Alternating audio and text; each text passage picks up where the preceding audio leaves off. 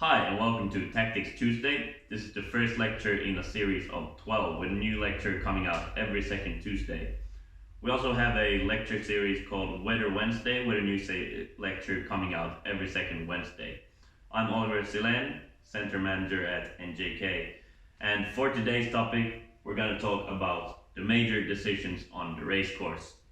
So I've recognized three areas that pose critical situations on the race course where you need to make the right decision. And first off, we're going to talk about starts. And now, why are starts so important? And one of the main reasons is that it is in the start that you decide which side of the course you want to go to, especially in fleet racing. When you have a big fleet, there's no way that you can start at the pin end and go to the right of the course. There's just no way you're gonna do that because you're gonna have a bunch of boats coming on here, and if you tack, you're gonna have to go behind them, avoid them, and you're just gonna be worse off. You're gonna be sailing in the shadow of all of the rest of the fleet. So that's a no-go. Also, starting from the committee end, from the right end of the line, and going to the left, it's easier to do. It's easier to reach the left side of the course from the right because you have the right of way when you're going on starboard. But it's rarely smart, because why would you start here and go to the left? Because if there's something on the left of the course that you want to reach, then all of those who started here are quite likely going to reach that wind or that shift faster than you, and they're going to be better off. So that's also a little bit iffy. You can do it if there's a good reason. For example, there's a huge committee favor, but you really want to go to the left because there's more wind or there's a good shift. But that's one of the important keys. And also, if you have a bad start, you can't do all the things you want to do. You're a bit forced to make decisions that you can do. You don't have the options because you're behind other boats. For example, you want to tack, but then someone's tacked in front of you already. You can't tack there because you're gonna be in bad air, and that's just a no-go. Alright, so there are a few different ways of choosing which end of the starting line you want to start from. And the first one, the simplest one, obviously, is there a line bias? Is one of the ends of the line higher up towards the wind, closer to the upwind mark? Then that's obviously the side you want to go to. So we always, in this lecture series, we're always gonna have the wind coming from the top of the screen. Alright, so in this case we have the wind straight, we have the line, it's skewed, it's biased to the left. So you want to start here because you'll be closer to a hypothetical upwind mark here if you start here rather than there. Alright? But the next thing is, we also need to look at the wind. Where is there more wind? Where do we want to go on the course? Like I said previously, we can't really start here and go to the right. We can't really start there and go to the left. So if we have a lot more pressure on the left, or there's some kind of shoreline shape so that you get a good shift on the left, then you want to go to the left to get that advantage. Then you want to start at the left. This is all quite simple still, but it's now that it gets interesting, it gets difficult, it gets complicated if we have a line bias and a wind bias. So let's say in this situation we have more wind on the left, but the line is biased to the right. Now this is tricky. What do you do? Now you have to kind of weigh the two options. Do you want to start at the right, have a little advantage right at the start, or do you want to be the first one to get to the better wind? That's something you'll learn with experience. And if you're out on the race course early enough, you can kind of try it out. You can have one guy sailing to the left right away, one guy going right a little bit and then going left. So then you'll see which one is better.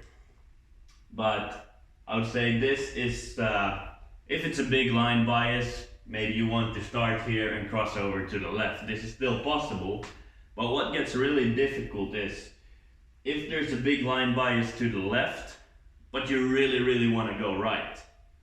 That's when it gets tricky, because you can't start at the left and get to the right in a reasonable amount of time. And then you're just going to be late to the party on the right side of the course where there's more wind. So that's very typical on Lake Garda, for example, because they're in a typical wind direction close to the mountains. You always want to go right because you get such a good shift on the right. And then to counter this, so that not everyone wants to start at the right and tack right away, they usually put a line bias to the left. So they pull this end of the line up, so that it's basically better to start at the left because you'll be a little bit in front. But then everyone wants to go to the right because you gain so much on the right. It gets tricky. So you need to find a way to get to the right. So yes, optimally, you would probably start a little bit to the left and tack, but it's just, you have to have such a good start, really good speed from the start so that you can tack in front of the other guys. But otherwise, it's usually on Lake Garda better to just start out at the right and go with one tack out to the right. Okay, so how do you take the starts? Now we have a bunch of boats here. We're gonna take a look at them and just see which boats are in a good position, which boats are not in a good position. First up, we'll talk about these dotted lines here. These are ley lines to the marks, to the ends of the line. And a ley line is the imaginary line above which you need to be to reach a certain point, or to be able to reach it without having to do a tack. So we see this blue boat here. It is below the ley line, which means that it is not gonna be able to reach this mark, reach on top of it, on the wind side of it, which means it is not gonna be able to reach the line. It has to do a tack. When you realize you're below this lower ley line to the starting line, you need to do something. You need to tack, get into the zone again between the lines, or maybe do a jibe, either way. But you need to get further up to the right. Alright, here we have a ley line. This guy, this blue guy, he or she has the opportunity to maybe get into the line. They're above the ley line, which isn't necessarily bad, but the problem here is that there's this green boat which prevents this boat from getting into the line. And this is a dangerous place to be because it's very easy for someone to come below you here and block you from coming to the line. Because these boats here below have the right of way. The one on the wind side has to avoid the other boats.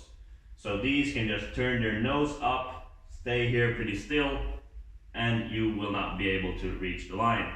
So stay between the ley lines. That's a safe place to be, maybe a few boat lengths below this upper ley line. Then you're gonna be quite confident that you can hit the line and get in between the marks.